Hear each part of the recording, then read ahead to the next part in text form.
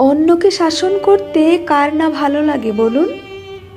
আমরা সবাই চাই সম্পর্কে ডমিনেটিং হতে। আমার রক্তচক্ষুকে কেউ ভয় পাবে, কেউ আমার মেজাজ বুঝে সমঝে চলবে। আমার রাগ হলে কেউ দিশেহারা হয়ে যাবে। আমি অন্যায় অশান্তি করলেই কেউ নাওয়া খাওয়া বাদ দিয়ে আমাকে নিয়ে মশগুল হয়ে থাকবে। আমার জন্য টেনশনে কেউ সব সময় আমাকে নিয়েই ব্যস্ত থাকবে। আমার প্রতি সর্বক্ষণ কারোর অ্যাটেনশন থাকবে। এই ভাবনা কাউকে কাউকে পৈশাচিক আনন্দ দেয়।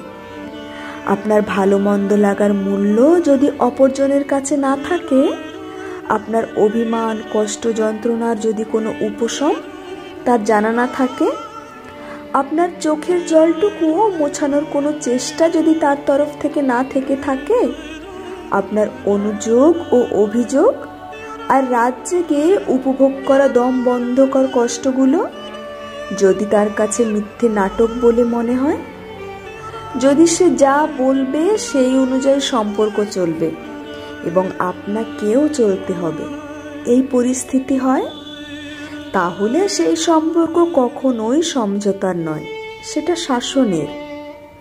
ডমিনেটিং শব্দটি শুধুমাত্র স্বামী স্ত্রী বা প্রেমিক প্রেমিকার ক্ষেত্রে নয়, সব ধরনের সম্পর্কের ক্ষেত্রেই প্রযোজ্য।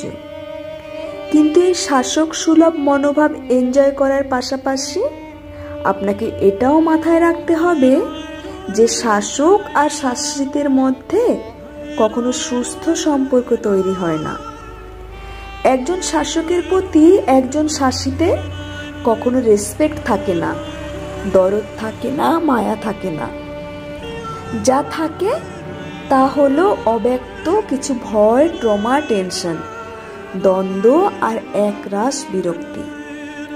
হয়তো সম্পর্ক বাঁচানোর তাগিদে, ভালোবাসার সম্মান রাখতে কিংবা শান্তি রক্ষার জন্য সেগুলো প্রকাশিত হয় না। ডমিনেটেড হওয়ার কোনো মাহাত্ম্য নেই যতটা ভালোবাসার উদারতায় আছে। আপনি মানুষটাকে ডমিনেট করে হয়তো মানসিকভাবে কিছুটা প্রশান্তি লাভ করছেন ঠিকই, হয়তো মনের কোণে কোথাও থাকা কোনো একটা শূন্যস্থান আপনার পূরণ হচ্ছে, কিন্তু আপনি হেলদি রিলেশনশিপ তৈরি করতে সম্পূর্ণ ব্যর্থ হচ্ছেন। ভয়ে ভক্তি করা আর ভালোবেসে ভক্তি করা দুটোর মধ্যে পার্থক্য আছে। সম্পর্কে থাকা অপর দিকের মানুষটি যদি আপনাকে ভয়ে ভক্তি করে, তাহলে নিশ্চিত থাকুন তার মনের গহনতলের খোঁজ আপনি কোনো দিনই পাবেন না। প্রকৃত ভালোবাসার ছোঁয়াও আপনার অধরাই থাকবে। একটা সুস্থ বোঝাপড়ার সম্পর্কে যে অক্সিজেন থাকে, যে প্রচণ্ড ভালো লাগা কাজ করে, একে অপরের পরিপূরক হওয়ার স্যাটিসফ্যাকশন থাকে, ডমিনেটিং সম্পর্কে কখনোই তার অর্ধেকও পাওয়া যায় না। কথায় বলে ব্রজু আটুনি ফসকা গেরো। মনে রাখবেন, নিরেট শাসনে কখনো কাউকে বাধা যায় না, বাধা যায় বিশ্বাস, ভালোবাসা, স্নেহ, মমতা, সহমর্মিতায়। আপনি ভালোবাসা দিলে তার পরিবর্তে যে ভালোবাসাটা ফিরে পাবেন, অহেতুক শাসন করলে সেই ভালোবাসাটা কি পাবেন?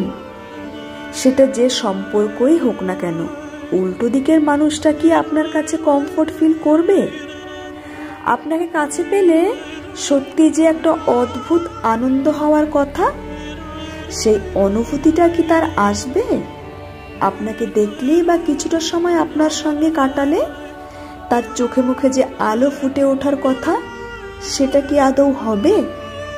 নাকি ভয়, টেনশন, আতঙ্ক আর দ্বিধাদ্বন্দ্বে সেই মানুষটার মুখ রক্তহীন ফ্যাকাশে হয়ে থাকবে?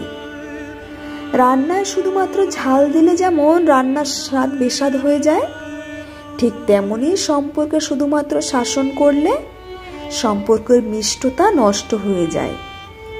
শাসনের মোড়কে ভালোবাসার পুর ভরা থাকলে তবেই সেই সম্পর্কের সমীকরণ মুখরোচক হয়। ত্বকের পরিচর্যা করলে সে যেমন পুষ্টি পায়, ঝকঝক করে, তেমনি সম্পর্কের পরিচর্যা করলেও সুস্থ ত্বকের মতোই সম্পর্ক উজ্জ্বল হয়ে ওঠে। সম্পর্ক তো ক্ষমতা প্রদর্শনের ক্ষেত্র নয়, যে ভালোবেসে তাকে ডমিনেট না করলেও সে ভালোবাসে। তাই ভালোবাসার প্রকৃত মর্যাদা দিয়ে উল্টো দিকের মানুষটার সঠিক মূল্যায়ন করুন। সম্পর্কের ইমারত শাসক শাসিত দিয়ে নয়, বরং বন্ধুত্বের, ভালোবাসার, বিশ্বাসের আর সমঝোতার ভিত দিয়ে শক্তপোক্ত গড়ে তুলুন। দেখবেন সেই ইমারত অসময়ে তাসের ঘরের মতো ভেঙে পড়বে না, বরং সব ঝড়ঝাপটা আসলে মাথা উঁচু করে দাঁড়িয়ে থাকবে। কলমে পার্বতী মোদক।